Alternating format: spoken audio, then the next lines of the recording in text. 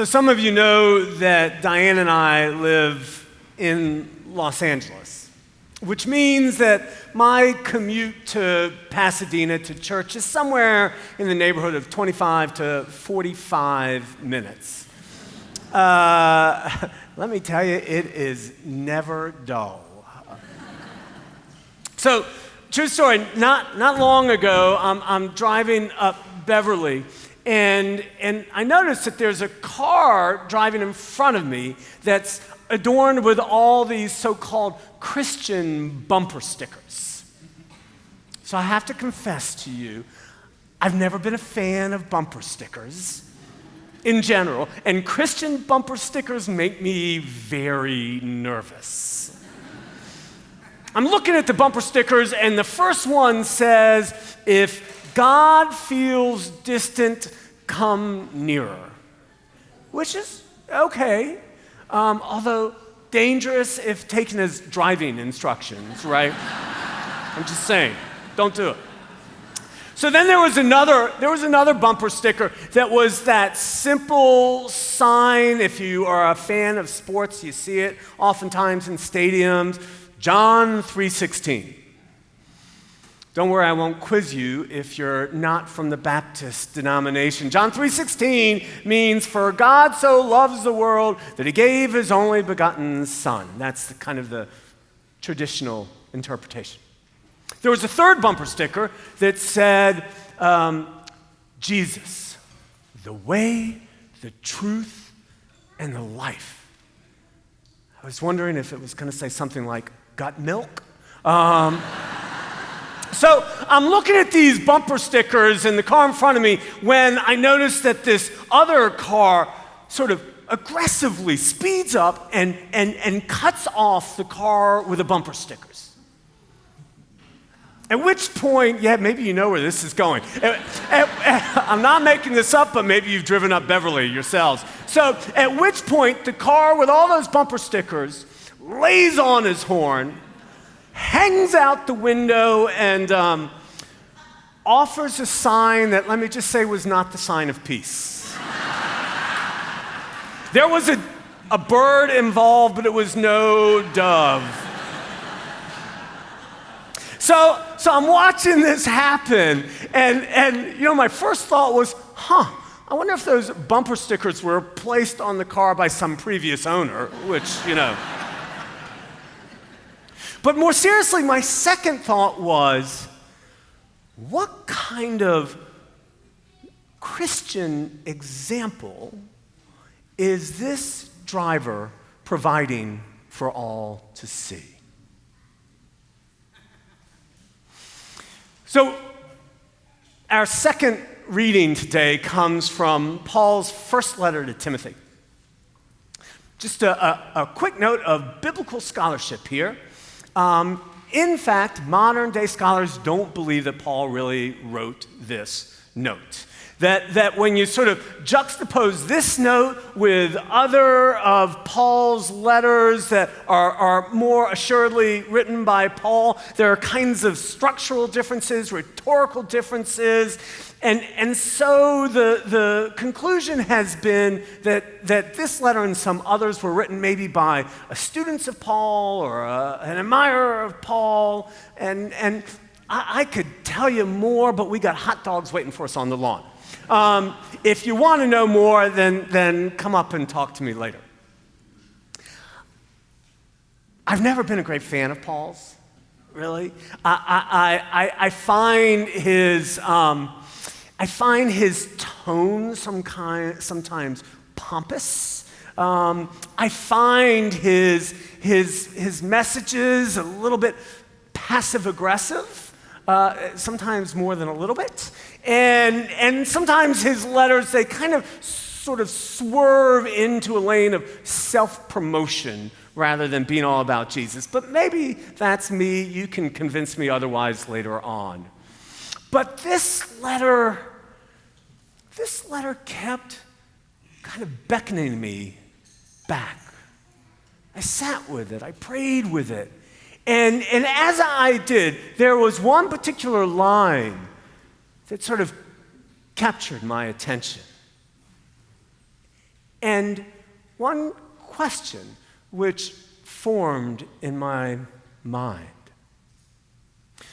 So the line was, but for that very reason, I received mercy, so that in me, as the foremost, Jesus Christ might display the utmost patience, making me an example to those who would come to believe.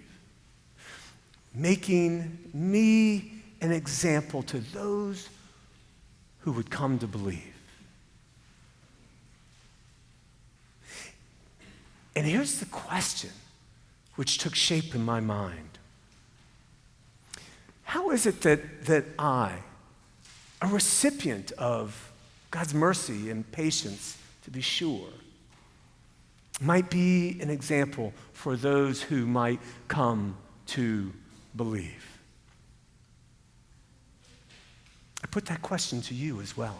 How is it that you, no doubt, recipients of God's mercy and patience, might be examples for those who might come to believe?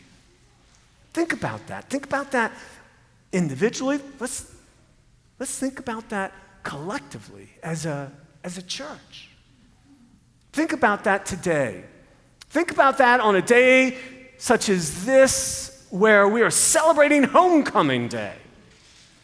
A day such as this, where we're commissioning our ministries.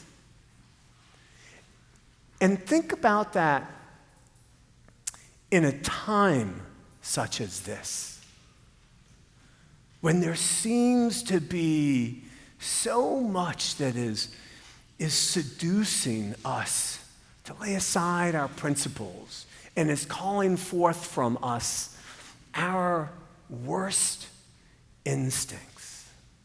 A time such as this when we are animated by anxiety, by fear, by resentment, by judgment. A time such as this when that is our mood, and a time such as this where the news is filled with violence, filled with stories that make me, and maybe you too, shake my head and shake my fist. How in a time such as this might you and I be examples for those who might believe? A time such as this when I think satanic forces are at work. Now look, I've been ordained for 32 years. This is the first time in a sermon I have preached of satanic forces. Because I think it's a dangerous thing to go there when we start to demonize people. Oftentimes we do it in an opportunistic way where we demonize people who don't agree with us. But in a time such as this, and I was on TikTok earlier this week, and yes, that's right, I do TikTok. Don't judge. I bet if you said that, they'd be like, oh, Jonathan's so cool. He is. So as I was saying, I was on TikTok, and I came across this content from a mother, a pastor, and a theology professor. Her handle, or whatever it's called, is Mother Blair. And in her message, she's talking about how the word Satan is really Aramaic, and it's two parts. It's ha-satan, and it is better translated, not to imagine someone with, pointy ears and all that stuff, but as adversary or challenger. She goes on to talk about how in the Gospels we get our sort of best glimpse of Satan in the conversation of Jesus' baptism and his time in the wilderness, where he is challenged by this adversary.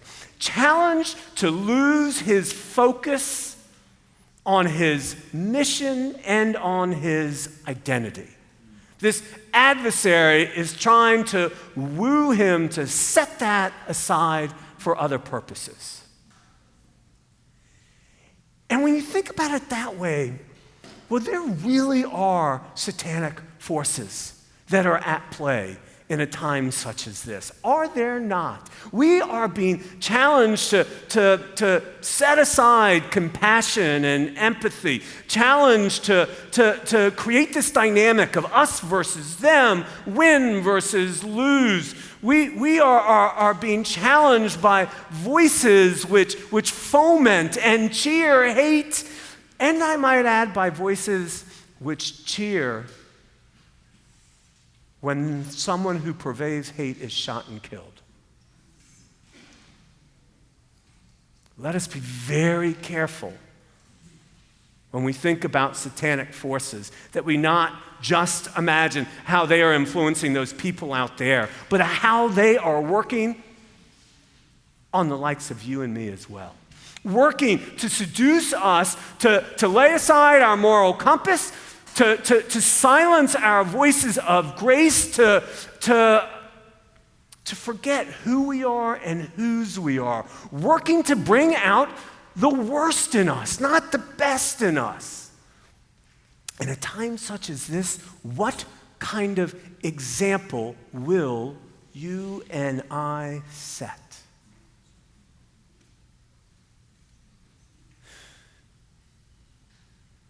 Make no mistake, this is a horrific time, right?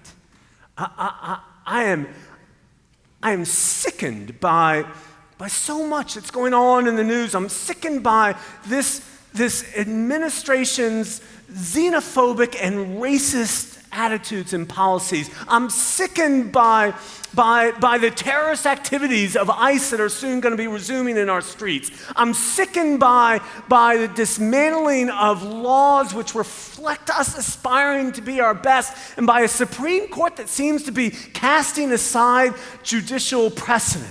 I'm sickened by the ignoring of science and scientific research. In fact, I am sickened by the whitewashing of our history, which is not always pretty. And I am sickened by the fear-mongering that's going on that seems to suggest that anyone who does not look like, think like, act like the Christian nationalist is to be condemned. I'm sickened by all of that. Absolutely.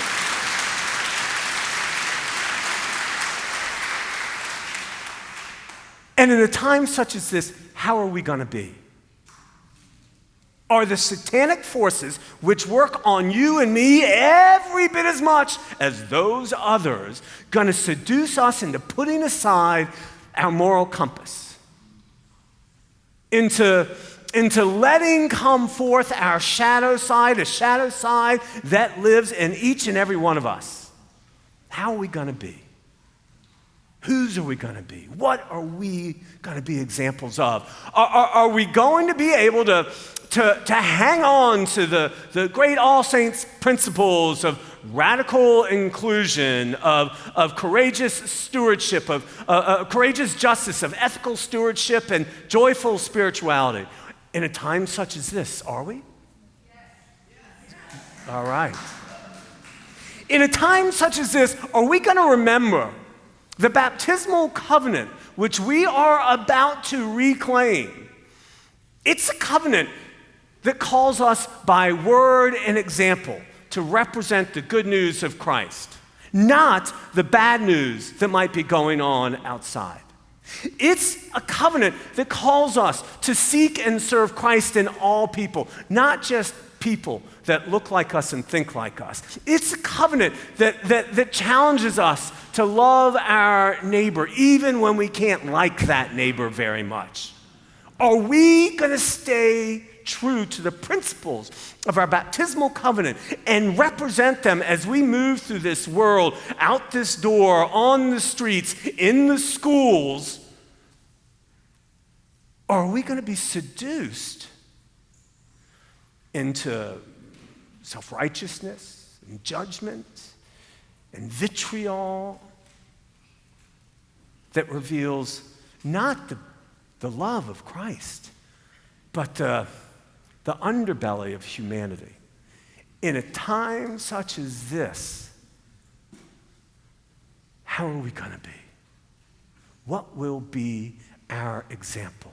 I ask you that as we gather, as we come home, and as we move out and move through the streets. It's a question Diane and I talk about at the dinner table all the time. It's a question I feel like I've got to answer for myself all the time. I invite you to talk about it as well. In a time such as this, what will your example be? I imagine we're going to have plenty of time to work that out. I will tell you, I am privileged, grateful that I get to struggle with that question with the likes of you here in the context of this community. Because this community so often is an example of mercy and patience and God's love. I hope and pray it will continue to be that way in a time such as this. A lot longer ago, I saw another Christian bumper sticker. It stuck in my mind, and it was, "Look busy, Jesus is watching." It's good advice. It occurs to me today, a good bumper sticker might be, "Look like Jesus. Everyone is watching." Amen.